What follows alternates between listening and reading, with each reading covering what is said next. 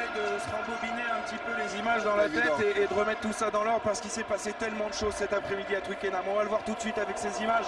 Ça a commencé très fort pour les Anglais, on jouait à peine depuis une minute. Le slalom géant de Joseph dans la défense française, le soutien permanent de Mike Brandt qui passe les bras pour Ford. Et là on partait pour un match de fou avec cet essai de Youngs. Ouais, ça a commencé après à peine une minute de jeu, ce ballon perdu par les Anglais, puis ce ballon perdu, oui, par les Anglais, ce contre de Tillus Bord de 80 mètres plus loin, il va déposer le ballon dans la but et nous sommes à ce moment-là juste à un essai partout après à peine 10 minutes de jeu.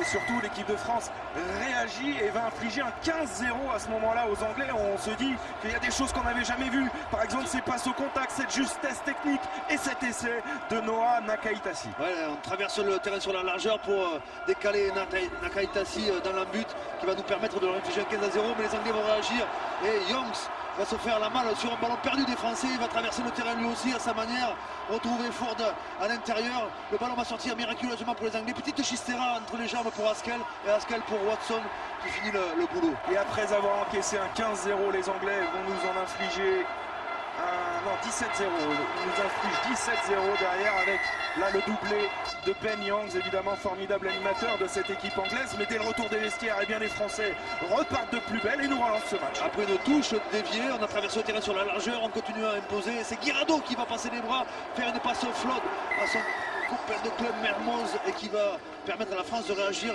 très rapidement. Et c'est pas terminé parce qu'il y a eu 12 essais dans ce match.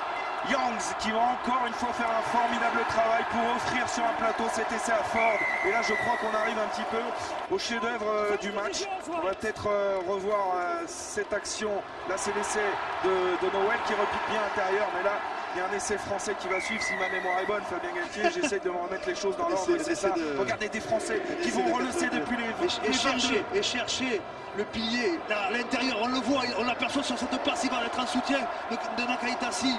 Le pilier de Bati qui va se retrouver 80 mètres plus loin à hauteur de Nakaitasi qui va passer les bras, résister à 3 plaquages, 3 retours intérieurs et qui va s'effondrer dans la but.